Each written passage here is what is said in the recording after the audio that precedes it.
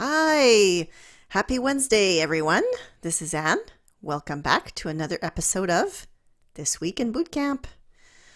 You learned that before attempting any character animation, you must research and find references, even if it's just you doing the move. In this case, of course, Morgan was giving you already the key poses for a basic jump, but let's say you would want to do a different type of move. You would research and you would try it out in your own body to see where your balance is and all that good stuff. And then Morgan showed you the basic key poses for a straight up jump, which we are seeing now on screen. So this key test is where you work on the broad strokes for posing and timing. So this is very useful to sketch out your animation and even show your client first before going into the all time consuming task of tweening. So this is a good first step to go through.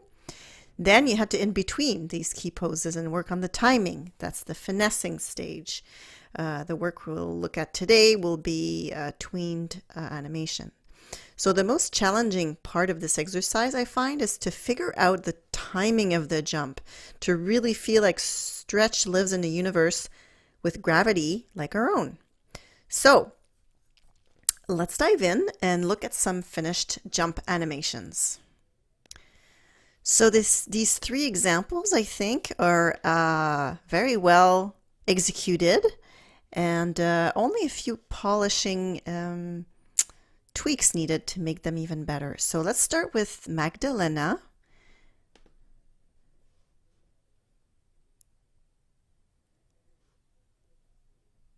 There he is, jumping along. All right.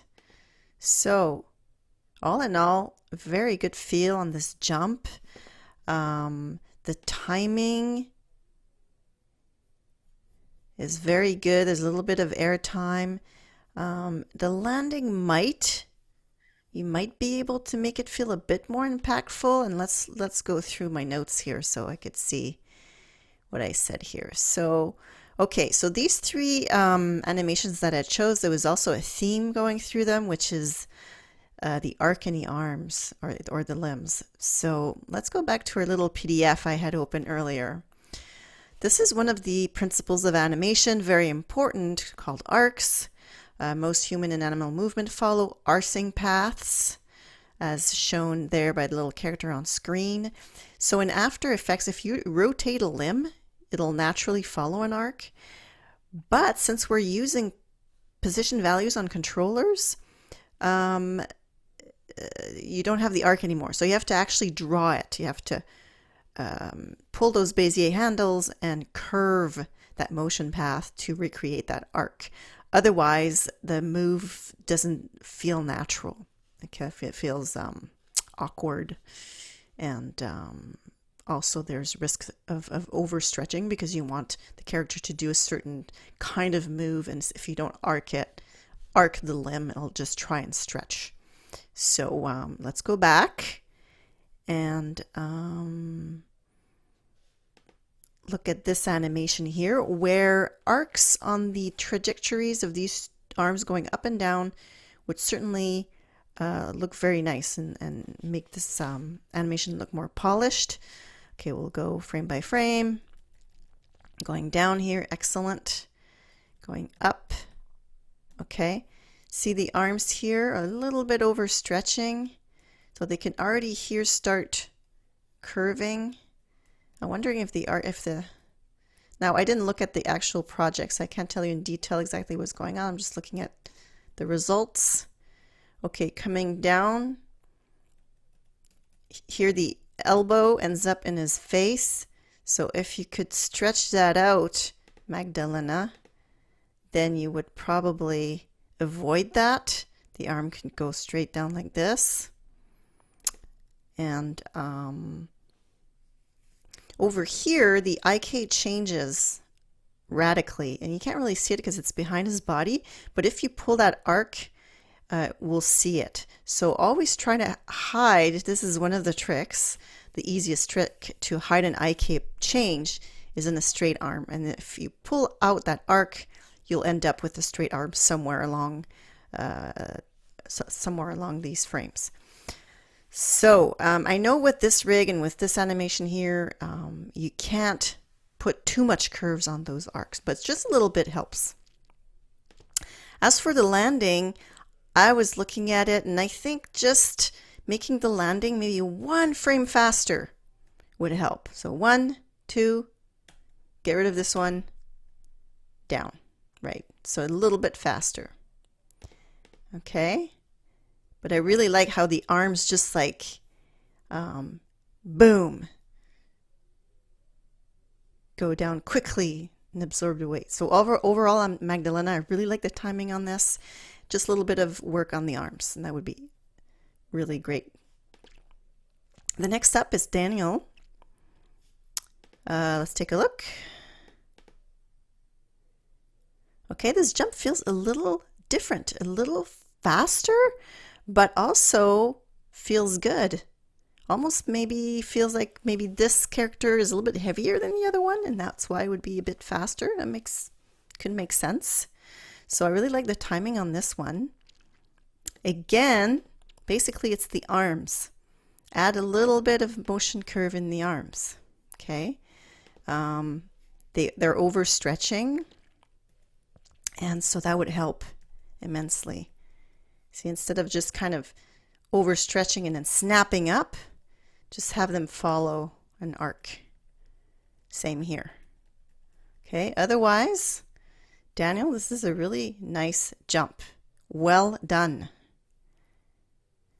Now let's move on. Brian, okay, let's check this out. I think he did something a little different. Yes, so Stretch is kicking out his leg a little bit, which I thought it was very charming.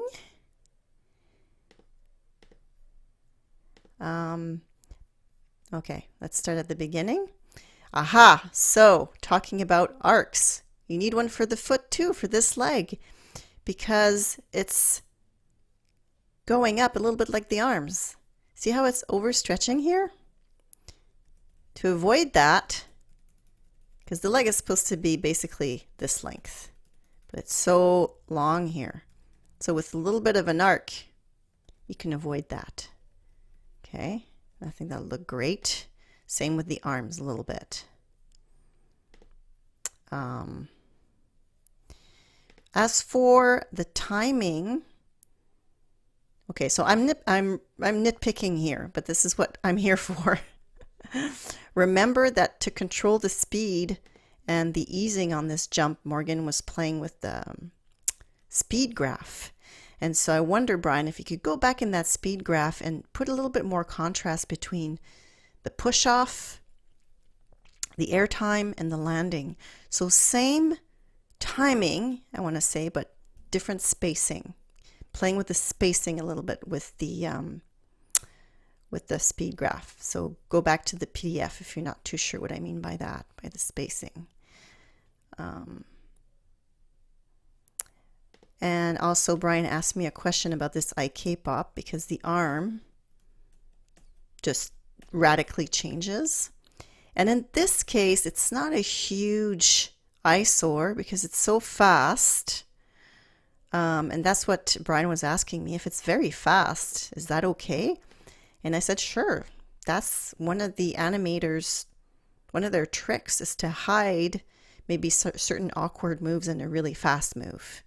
Or if you animate a very extreme pose, like extreme surprise, and you want to stretch the character out just to really emphasize that, or even create some kind of effective speed or extreme stretch, well, if you hide it or place it in an extremely fast move, it could create a cool kind of impression. So absolutely. But normally you try to hide those pops if you can. And I think you will be able to if you pull out those arcs. Okay, so so it's a matter of polishing the animation, Brian. But you're,